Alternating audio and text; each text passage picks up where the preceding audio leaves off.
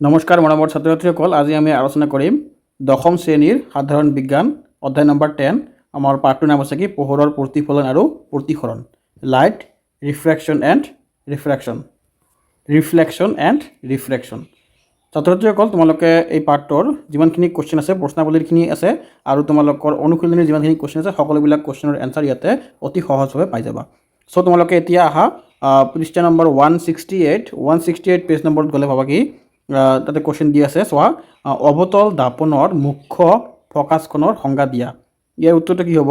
অৱতল দাপনখনৰ মুখ্য অক্ষৰ সমান্তৰালভাৱে অহা পোহৰৰ ৰশ্মিবোৰ দাপনখনত প্ৰতিফলিত হোৱাৰ পিছত মুখ্য অক্ষৰৰ ওপৰত যিটো বিন্দুত লগ হয় সেই বিন্দুটোকে অৱতল দাপনখনৰ মুখ্য ফকাছ মানে এফ বোলা হয়। একেবাৰে ধুনীয়াকৈ দিয়া আছে, তোমালোকৰ সোনকালে মুখস্থ হৈ যাব, সেইকাৰণে জাষ্ট তোমালোকে ভিডিঅ'টো চাই থাকা। 2 নম্বৰ কি দিছে? গোলাকাৰ দাপনখনৰ ভাঁজ ব্যাসাৰ্ধ 20 চেণ্টিমিটাৰ, ইয়াৰ ফকাছৰ দৈৰ্ঘ্য কিমান? ইয়াত তোমালোকে মেথটো চোৱা দিয়া আছে ভাঁজ ব্যাসাৰ্ধ r = 20 চেণ্টিমিটাৰ। আমি জানো যে ফকাছৰ দৈৰ্ঘ্য f ভাঁজ ব্যাসাৰ্ধ r/2, তেনেহ'লে f = 20/2 এইটো ভাগ কৰিছে 10 চেণ্টিমিটাৰ। গতিকে দাপনখনত ফকাছৰ দৈৰ্ঘ্য হ'ব কি আমাৰ 10 চেণ্টিমিটাৰ। তাৰপিছত তোমালোকে আহা কুৱেশ্যন নম্বৰ 3। ইয়াত কৈছে কি এখন দাপনৰ নাম কোৱা ইয়াতে যিখনে হ'ব, যিখনে থিয় আৰু বিবৰ্ধিত প্ৰতিবিম্ব গঠন কৰে। ইয়াৰ উত্তৰটো হ'ব কি আমাৰ অৱতল দাপন। যেতিয়া লক্ষ্যবস্তুটো দাপনৰ মেৰু আৰু মুখ্য ফকাছৰ মাজত স্থাপন কৰা হয়। কেতিয়া বস্তুটো হয়? যেতিয়া লক্ষ্যবস্তুটো দাপনৰ মেৰু আৰু মুখ্য ফকাছৰ মাজত স্থাপন কৰা হয়, তেতিয়া এইখিনি হয়। তাৰপিছত তোমালোকে কুৱেশ্যন নম্বৰ 4। ইয়াত কৈছে কি গাড়ীৰ পিছফালে চোৱা দাপন হিচাপে উত্তল দাপন কিয় পচন্দ কৰা হয়? গাড়ীৰ পিছফালে চোৱা মানে ৰিয়াৰ ভিউ মিৰৰ হিচাপে উত্তল দাপন পচন্দ কৰা হয় কিয়? ৰিয়াৰ ভিউ মিৰৰ উত্তল দাপনটো কিয় ইউজ কৰে?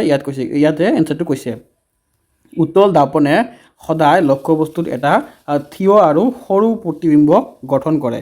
2 নম্বৰ দিছে ইয়াৰ দৃষ্টিক্ষেত্ৰ ফিল্ড অফ ভিউ বহল কাৰণ ই বাহিৰৰ ফালে বেঁকা। ইয়াৰ ফলত চালকজনে পিছফালে থকা এক বৃহৎ অঞ্চলৰ যান বাহন সহজে প্ৰত্যক্ষ কৰিব পাৰে। আমি যে গাড়ী চলাই থাকোঁতে পিছফালে চাওঁ যে ৰিয়াৰ ভিউ মিৰৰ আইনাখনত চাওঁ যে সেই আইনাখন উত্তল দাপনৰ কিয় ব্যৱহাৰ কৰে? উত্তল দাপনটোৱে কি কৰে? বস্তুবিলাক সৰু সৰু দেখায় আৰু বহল মানে জেগাটো দেখায়। সেইকাৰণে আমি এঠাইত বহি সেই বস্তুখিনি বহলভাৱে চাব পৰাৰ কাৰণে উত্তল দাপন ব্যৱহাৰ কৰা হয়। ছাত্ৰ ছাত্ৰীসকল, মই তোমালোকৰ 171 পৃষ্ঠা নম্বৰটো আৰম্ভ কৰাৰ আগতে তোমালোকক ক'ব বিচাৰোঁ, যিসকল ছাত্ৰ ছাত্ৰীয়ে মোৰ চেনেলটোত প্ৰথমবাৰ আহিছা, তোমালোকে চেনেলটো ছাবস্ক্ৰাইব কৰি ৰাখিবা, তেনেহ'লে এনেকুৱা ধৰণৰ ভিডিঅ' তোমালোকে পাই থাকিবা। এতিয়া আমি আলোচনা কৰিম কুৱেশ্যন নম্বৰ 1, পৃষ্ঠা নম্বৰ 171ৰ প্ৰশ্নাৱলীত থকাৰ কুৱেশ্যনখিনি। ইয়াত দিছে কি 32 চেণ্টিমিটাৰ ভাঁজ ব্যাসাৰ্ধৰ উত্তল দাপন এখনৰ ফকাছৰ দৈৰ্ঘ্য নিৰ্ণয় কৰা। এইটো তোমালোকে আগতে পাই আহিছে, ঠিক তেনেকৈ এইটো দিয়া আহিছে। যেনেকৈ দিয়া আছে ইয়াত উত্তল দাপনৰ ভাঁজ ব্যাসাৰ্ধ r = 32 চেণ্টিমিটাৰ, ফকাছ দৈৰ্ঘ্য আছিল কি r/2 = 32। ইয়াৰ মানটো ইয়াত বহাই দিলা, 32/2 ডিভাইড কৰিছে 16 চেণ্টিমিটাৰ। তোমালোকে একেবাৰে ইজি বস্তু এইটো 1 নম্বৰ আহি থাকে এনেকুৱা কুৱেশ্যনত, সেইকাৰণে তোমালোকে এইবিলাক কুৱেশ্যন চাই ল'বা। তাৰপিছত অহা 2 নম্বৰ কি দিছে প্ৰশ্ন, অৱতল দাপন এখনে ইয়াৰ সন্মুখত 10 চেণ্টিমিটাৰ দূৰত্ব ৰখা বস্তু এটাই 3 গুণে বিবৰ্ধিত সৎ প্ৰতিবিম্ব গঠন কৰে, প্ৰতিবিম্বটোৰ অৱস্থান কি? ইয়াৰ উত্তৰটো চোৱা কি আমাৰ দিয়া আছে, যেনেকুৱা বস্তুৰ দূৰত্ব u = -10 চেণ্টিমিটাৰ। যিহেতু প্ৰতিবিম্বটো সৎ আৰু ওলোটা, গতিকে বিবৰ্ধন হ'ব m = -3। আমি জানো দাপনৰ বিবৰ্ধন m = -v/u। তাৰপিছত দি আছে -3 = -v/-10 হ'ল এইটো। তাৰপিছত দি আছে কি -3 = v/10, v = 3 -3, তাৰপিছত 10 = -30, এইটো পূৰণ কৰি দিছে -30 cm। এতিয়া তোমালোকে আহা পৃষ্ঠা নম্বৰ 176ত কি কৈছে? কুৱেশ্যন নম্বৰ 1ত দি আছে কি আমাৰ পোহৰৰ ৰশ্মি এডাল বায়ুৰ পৰা হেলনীয়াকৈ পানীত প্ৰৱেশ কৰিছে। পোহৰৰ ৰশ্মিডাল উলম্ব কাষলৈ নে উলম্বৰ পৰা আঁতৰলৈ বেঁকা হ'ব কিয়? ইয়াৰ উত্তৰত চোৱা কি দিছে, পোহৰৰ ৰশ্মিডাল উলম্ব কাষলৈ বেঁকা হ'ব কাৰণ বায়ু এখন লঘু মাধ্যম আৰু পানী এখন ঘন মাধ্যম, সেইকাৰণে উলম্ব কাষলৈ বেকা হ'ব। পোহৰৰ ৰশ্মি যেতিয়া লঘু মাধ্যমৰ পৰা ঘন মাধ্যমলৈ গতি কৰে তেতিয়া ইয়াৰ দ্ৰুতি কৰি যায়, ই উলম্ব দিশলৈ হালি পৰে। তাৰপিছত অহা তোমালোকে কুৱেশ্যন নম্বৰ 2 কি কৈছে, পোহৰৰ বায়ুৰ পৰা 1.5 প্ৰতি হৰণাংকৰ কাঁচৰ মাধ্যমলৈ প্ৰৱেশ কৰিছে। কাঁচত পোহৰৰ দ্ৰুতি কিমান হ'ব? শূন্যত পোহৰৰ দ্ৰুতি 3 × 10⁸ মিটাৰ পাৰ ছেকেণ্ড। উত্তৰত দিয়া আছে আমাৰ কি দিয়া আছে, কাঁচৰ প্ৰতি হৰণাংক Ng = 1.5, শূন্যত পোহৰৰ দ্ৰুতি c = 3 × 10⁸ মিটাৰ পাৰ ছেকেণ্ড। তেনেহ'লে দিয়া আছে কি ইয়াত আমি জানো যে Ng = c/v, য'ত v হ'ল কাঁচৰ পোহৰৰ দ্ৰুতি। এতিয়া তোমালোকে আহা ইয়াত বহাই দিবা তোমালোকে c 1.5 = 3 × 10⁻, মানখিনি বহাই দিবা, v = ইয়াত আহি গ'ল, ইয়াত তোমালোকে এনচাৰটো চাই যাবা, একেবাৰে ধুনীয়াকৈ দি আছে। তাৰপিছত তোমালোকে 3 নম্বৰ দিছে কি প্ৰশ্ন তালিকা দি আছে কি 10.3 পৰা সৰ্বোচ্চ আলোকিক ঘনত্বৰ মাধ্যমটো নিৰ্ণয় কৰা, আটাইতকৈ কম আলোকিক ঘনত্বৰ মাধ্যমটো নিৰ্ণয় কৰা।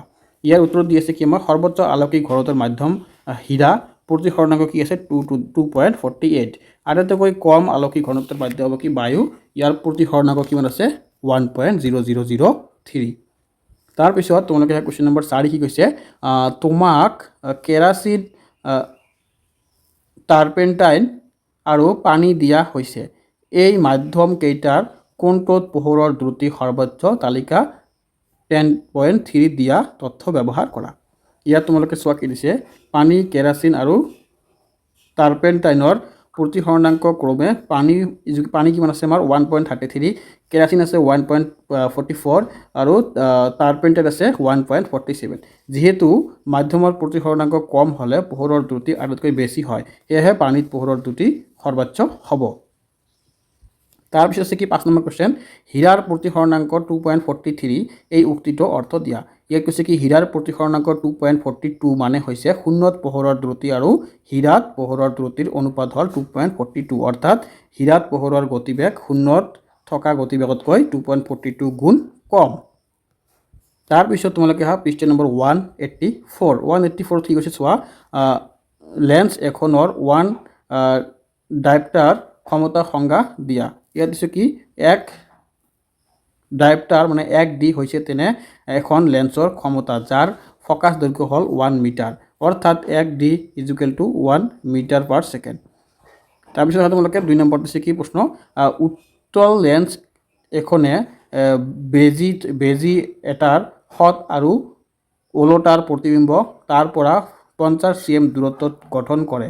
যদি প্ৰতিবিম্বৰ আকাৰ লক্ষ্যবস্তুৰ আকাৰৰ সমান হয় তেন্তে লক্ষ্যবস্তুটো উত্তল লেন্সৰ সন্মুখত ক'ত ৰখা হৈছে নিৰ্ণয় কৰা, লগতে লেন্সখনৰ ক্ষমতা উলিওৱা। ইয়াৰ উত্তৰ কি দিছে, যিহেতু প্ৰতিবিম্বটো সৎ আৰু লক্ষ্যবস্তুৰ সমান আকাৰৰ গতিকে উত্তল লেন্সৰ ক্ষেত্ৰত লক্ষ্যবস্তুটো 2f1 অৱস্থানত আছে আৰু প্ৰতিবিম্বটো 2f2ত গঠিত হৈছে। ইয়াৰ অৰ্থ প্ৰতিবিম্বৰ দূৰত্ব v = 50 cm, গতিকে লক্ষ্যবস্তুৰ দূৰত্ব e = -50 cm, অৰ্থাৎ লক্ষ্যবস্তুটো লেন্সৰ সন্মুখত 50 cm দূৰত্ব হৈছে। তাৰপিছত তোমালোকে আহা কুৱেশ্যন নম্বৰ 3 কৈছে কি 2mf কাঁচ দৈৰ্ঘ্যৰ অৱতল লেন্স এখনৰ ক্ষমতা নিৰ্ণয় কৰা। একেবাৰে ইজি বস্তু, এই কুৱেশ্যনটো তোমালোকে চাই নিজে কৰাৰ ট্ৰাই কৰিবা। তাৰপিছত তোমালোকে আহা অনুশীলনীৰ যিবিলাক কুৱেশ্যন আছে এক্সাৰচাইজত অনুশীলনীখিনি তোমালোকক ধুনীয়াকৈ লৈ অহা হৈছে, জাষ্ট তোমালোকে চাই থাকা। প্ৰথমতে 5টামান আমাৰ মাল্টিপল চইচ আছে, সেইখিনি তোমালোকে এৰি নাযাবা, সেইকেইটা কুৱেশ্যন ভালকৈ পঢ়িবা। তলত দিয়া কোনো পদাৰ্থ লেন্স তৈয়াৰ কৰিবলৈ ব্যৱহাৰ কৰিব নোৱাৰি। ইয়াতে কেইটামান দিয়া আছে ৱাৰ্ড, ইয়াৰ পৰা আমাক কোনটো লেন্স তৈয়াৰ কৰিব নোৱাৰি, এই উত্তৰটো হ'ব মৃত্তিকা, কাৰণ ই অস্বচ্ছ, সেইকাৰণে ইয়াক লেন্স তৈয়াৰ কৰিব নোৱাৰি। তাৰপিছত তোমালোকে 2 নম্বৰ ঠিক আছে, অৱতল দাপন এখনে গঠন কৰা প্ৰতিবিম্বটো অসৎ, থিয় আৰু লক্ষ্যবস্তুতকৈ ডাঙৰ পোৱা গ'ল, লক্ষ্যবস্তুৰ অৱস্থান ক'ত হ'ব লাগিব। ইয়াৰ উত্তৰটো কি হ'ব আমাৰ দাপনৰ মেৰু আৰু তাৰ মুখ্য ফকাছৰ মাজত হ'ব লাগিব। 3 নম্বৰটো কি কৈছে, লক্ষ্যবস্তুৰ সমান আকাৰৰ সৎ প্ৰতিবিম্ব পাবলৈ হ'লে লক্ষ্যবস্তুটো উত্তল লেন্সৰ সন্মুখত কোন স্থানত ৰাখিব লাগিব।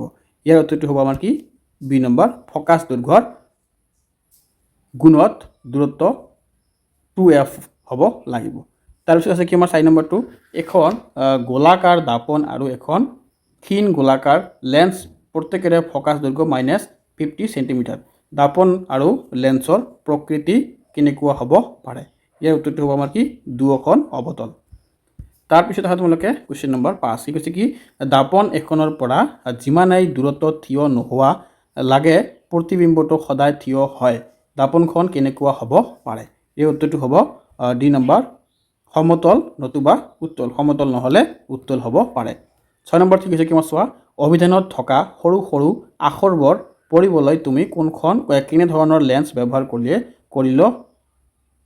কৰিবলৈ বিচাৰিবা এইটো কৈছে কি কিছুমান ওয়াৰ্ড থাকে যে সৰু সৰু আখৰে লিখা থাকে সেইবিলাক আমি কোনখন দাপনেৰে চাব পাৰোঁ মানে ম্যাগনেটিক গ্লাস বুলি কয় যে সেইটো 5 সেন্টিমিটাৰ ফকাছ দৈৰ্ঘ্যৰ উত্তল লেন্সৰ দ্বাৰা আমি এই বস্তুটো চাব পাৰোঁ তাৰপিছত কোৱেশ্যন নম্বৰ 7 15 সেন্টিমিটাৰ ফকাছ দৈৰ্ঘ্যৰ অৱতল দাপন এখন ব্যৱহাৰ কৰি আমি লক্ষ্যবস্তু এটা থিয় প্ৰতিবিম্ব পাব বিচাৰিছোঁ দাপনৰ পৰা লক্ষ্যবস্তুৰ দূৰত্ব পৰিসৰ কিমান হোৱা উচিত প্ৰতিবিম্বৰ প্ৰকৃতি কি হ'ব প্ৰতিবিম্বটো লক্ষ্যবস্তুতকৈ ডাঙৰ নে সৰু এই ক্ষেত্ৰত প্ৰতিবিম্ব গঠন দেখুৱাৰ বাবে এটা ৰশ্মি চিত্ৰ অঁকা ইয়াত তোমালোকে ৰশ্মি চিত্ৰ আঁকিবা ইয়াতে মই দেখাই দিছোঁ এই কোৱেশ্যনটো পাৰিলে তোমালোকে নিজে কৰাৰ ট্ৰাই কৰিবা 8 নম্বৰত আহা তলত দিয়া পৰিস্থিতি সমূহত ব্যৱহাৰ কৰা দাপনৰ প্ৰকাৰ লিখা ইয়াত কি আছে কি গাড়ীৰ হেডলাইট গাড়ীৰ পিছফালে চোৱা দাপন আৰু সি নম্বৰ আছে কি সৌৰ বাতি ইয়াৰ এ নম্বৰত কি হৈছে কি হ'ব কি আমাৰ গাড়ীৰ হেডলাইট আমাক কি দাপন ব্যৱহাৰ কৰে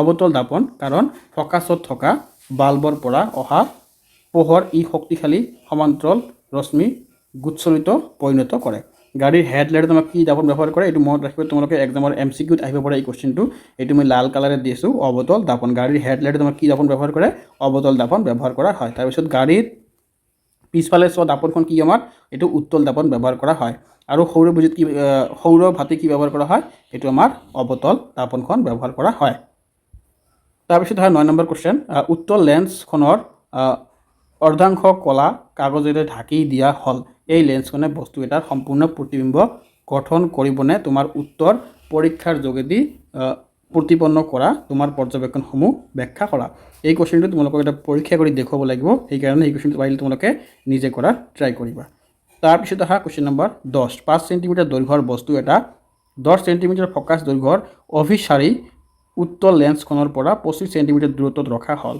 ইয়াৰ ৰশ্মি চিত্ৰ অঁকা আৰু তাৰপিছত কি কৈছে চোৱা তোমালোকে ৰশ্মি চিত্ৰ আঁকিবলৈ কৈছে আৰু গঠিত প্ৰতিবিম্বৰ অৱস্থান আকাৰ আৰু প্ৰাকৃতিক নিৰ্ণয় কৰা এইটো তোমালোকে নিজে কৰিবা ইয়াত মই মেথটোত কৰি দিছোঁ কিন্তু ৰশ্মিটো আঁকি আনা নাই তোমালোকে ৰশ্মিটো পাৰিলে নিজে আঁকি ল'বা 11 নম্বৰ কি দি আছে 15 সেন্টিমিটাৰ ফকাছ দৈৰ্ঘ্যৰ অৱতল লেন্স এখনে তাৰ পৰা 10 সেন্টিমিটাৰ দূৰত্বত প্ৰতিবিম্ব এটা গঠন কৰে লেন্স লক্ষ্যবস্তুটোৰ লেন্সৰ পৰা কিমান দূৰত্ব আছে ৰশ্মি চিত্ৰ আঁকা এইটো তোমালোকে ছবি আঁকিব লাগিব সেইকাৰণে এইটো মই জাষ্টলি মেথখিনি লৈ আহিছোঁ তোমালোকে পাৰিলে ছবিটো আঁকি ল'বা বা আঁকাৰ চেষ্টা কৰিবা এইবিলাক কোৱেশ্যন তোমালোকৰ এটা বা দুটা আহিব পাৰে বেছি নাহে কোৱেশ্যন সেইকাৰণে তোমালোকে জাষ্ট চাই লোৱা পৰীক্ষাৰ কাৰণে সুবিধা হ'ব তাৰপিছত 12 নম্বৰত 15 সেন্টিমিটাৰ ফকাছ দৈৰ্ঘ্যৰ উত্তল দাপন এখনৰ পৰা 10 সেন্টিমিটাৰ দূৰত্বত বস্তু এটা ৰখা হ'ল প্ৰতিবিম্বৰ অৱস্থান আৰু প্ৰকৃতি নিৰ্ণয় কৰা ইয়াত কৈছে কি চোৱা দিয়া আছে ফকাছৰ দৈৰ্ঘ্য f + 15 সেন্টিমিটাৰ বস্তুৰ দূৰত্ব e - 10 সেন্টিমিটাৰ ইয়াত ধুনীয়াকৈ দি আছে তোমালোকে চাই লিখিবা মই কৈ নিদিওঁ বহুত দীঘল হৈ যাব ভিডিঅ'টো অলৰেডি বহুত দীঘল হৈছে তাৰপিছত তোমালোকে 13 নম্বৰ কি কৈছে সমতল দাপন +1 বিবৰ্ধন দিয়ে ইয়াৰ অৰ্থ কি বিবৰ্ধন m = +1 এৰ অৰ্থ হ'ল 1 নম্বৰ দিছে কি প্লাস চিহ্নই বুজায় যে প্ৰতিবিম্বটো অসৎ আৰু থিয় 2 নম্বৰ দিছে কি এক মানটোৱে বুজায় যে প্ৰতিবিম্বৰ আকাৰ আৰু লক্ষ্যবস্তুৰ আকাৰৰ একেবাৰে সমান তাৰপিছত তোমালোকে 14 নম্বৰ কোৱেশ্যন 14 নম্বৰ কি কৈছে 30 সেন্টিমিটাৰ ভাঁজ ব্যাসাৰ্ধৰ উত্তল দাপনখনৰ সন্মুখত 20 সেন্টিমিটাৰ দূৰত্বত 5 সেন্টিমিটাৰ দৈৰ্ঘ্যৰ বস্তু এটা ৰখা হ'ল প্ৰতিবিম্বটোৰ অৱস্থান ইয়াৰ প্ৰকৃতি আৰু আকাৰ নিৰ্ণয় কৰা এই মেথটো তোমালোকে কৰি চাবা নিজে ট্ৰাই কৰাৰ চেষ্টা কৰিবা মেথটো বুজাই নিদিওঁ তোমালোকে পাৰিলে সেইটো নিজে ঘৰত বহি ট্ৰাই কৰিবা তাৰপিছত 15 নম্বৰটো এটা মেথ আছে সেই মেথখিনি তোমালোকে পাৰিলে নিজে কৰিবা এক্সামত তোমালোকৰ মেথো আহি থাকে ছাত্ৰছাত্ৰীসকল মোৰ ভিডিঅ'টো এটা সামৰণি মাৰিম আৰু চাগে দুটা কোৱেশ্যনে আছে 16 নম্বৰ কোৱেশ্যনটো কি কৈছে চোৱা -2.0 ডি ক্ষমতাৰ লেন্স এখনৰ ফকাছৰ দৈৰ্ঘ্য কিমান লেন্সখনৰ প্ৰকৃতি কেনেকুৱা দিয়া আছে ক্ষমতা যেনেকুৱা p -2.0 d f 1/p 1 তাৰপিছত চোৱা তোমালোকে ইয়াৰ পৰা আহিব -2.8 -0.5 -50 সেন্টিমিটাৰ তাৰপিছত তোমালোকে হা 17 নম্বৰ ডক্টৰে এজনে বিধান দিয়া সংশোধনীমূলক লেন্সৰ ক্ষমতা +1.5 d লেন্সখনৰ ফকাছৰ দৈৰ্ঘ্য নিৰ্ণয় কৰা ইয়াৰ লেন্সখন অভিসাৰী নে অপসাৰী ইয়াৰ উত্তৰটো কি হ'ব আমাৰ দিয়া আছে লেন্সৰ ক্ষমতা p +1.5 d f 1/p 1 তাৰপিছত p 1 +1.5 0.67 m +66.7 সেন্টিমিটাৰ ছাত্ৰসকল মোৰ ভিডিঅ'টো এটা সামৰণি মাৰিলোঁ তোমালোকক যদি ভিডিঅ'টো ভাল লাগিছে চেনেলটো সাবস্ক্ৰাইব কৰি ৰাখিবা এনেকুৱা ধৰণৰ ভিডিঅ' তোমালোকে পাই থাকিবা আৰু তোমালোকে ভালকৈ পঢ়া হাফ ইয়াৰলি তোমালোকৰ আহিয়ে গ'ল হাফ ইয়াৰ ভাল মাৰ্ক পাব লাগিব ইউনিট টেষ্টটো দিব লাগিব ইউনিট টেষ্ট নিদিলে তোমালোকৰ এক্সামত বহিব নিদিব ইউনিট টেষ্ট পাছ কৰিব লাগিব হাফ ইয়াৰলিটো আহিয়ে গ'ল তাৰপিছত আৰু বেছি দিন নাথাকে সেইকাৰণে তোমালোকে বৰ্তমানৰ পৰা মানে প্ৰথমৰ পৰা ভালকৈ পঢ়াৰ ট্ৰাই কৰিবা চ' ছাত্ৰ-ছাত্ৰীসকল আজি মই ইয়াতে সামৰণি মাৰিলোঁ তোমালোকক যদি ছাবস্ক্ৰাইব কৰি ৰাখিছা তেনেহ'লে মোক নেক্সট ভিডিঅ'ত তোমালোকে লগ পাবা চ' ভালকৈ পঢ়িবা তোমালোকে